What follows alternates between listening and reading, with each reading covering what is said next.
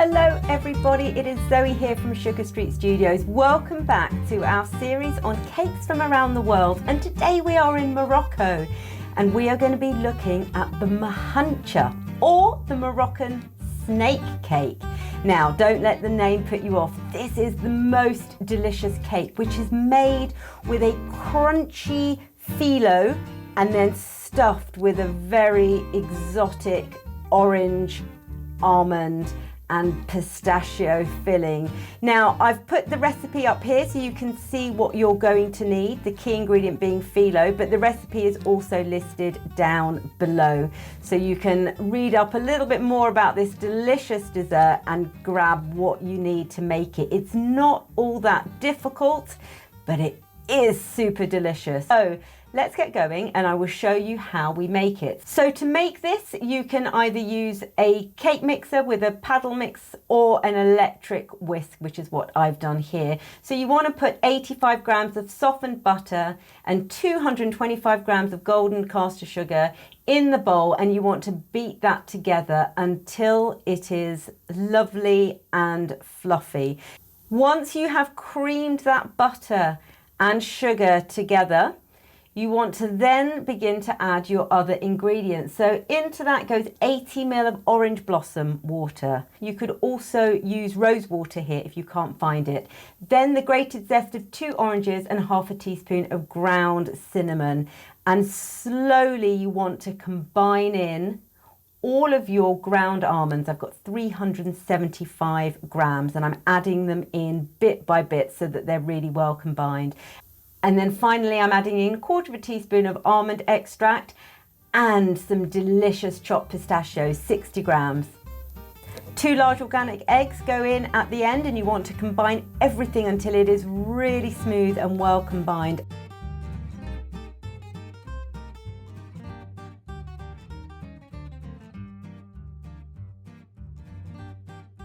And then just finally, you want to fold or stir in 25 grams of sifted plain flour.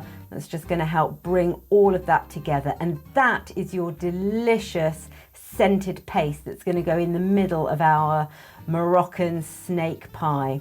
So once that's all combined, just set that to one side, and now we're going to prepare our filo pastry. Thankfully, we don't need to make filo pastry anymore.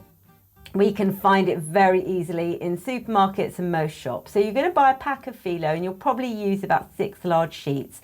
You'll need 100 grams of melted butter and a beaten egg yolk for glazing.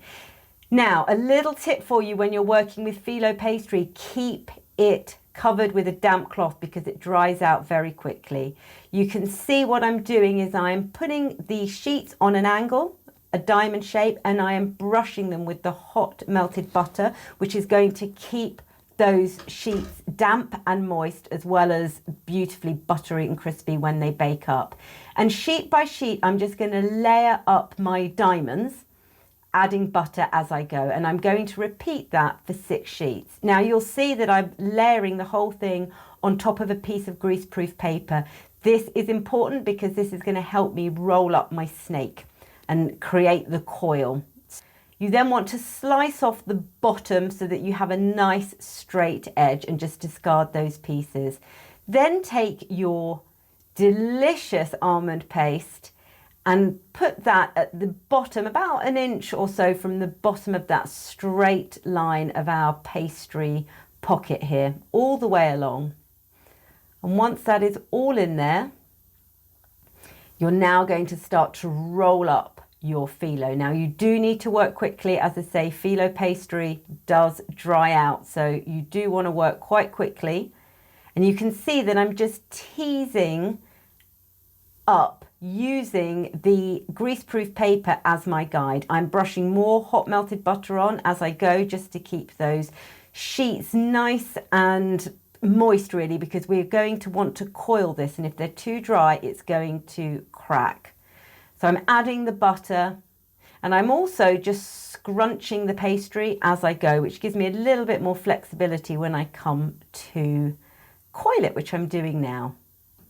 So you want to coil it onto the sheet Again, working quickly. Now you can see I've had a little bit of splittage there. That's perfectly normal. I've just taken a little bit of extra filo pastry and just added that in just to stop it leaking out when it bakes. Now, if you want to go for a really big coil, you could make double the amount and add on.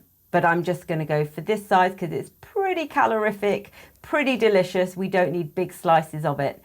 I'm just lifting that, keeping it on the greaseproof onto my baking tray, brushing with egg yolk for a nice glaze, and I'm going to put that in the oven now at 160 degrees Celsius. That's on a fan oven, or 325 degrees Fahrenheit, and I am going to bake that now for about 35 to 40 minutes. And when it comes out, leave it to cool, and you want to just decorate it with some icing sugar, flaked almonds, and maybe a few pistachio nuts.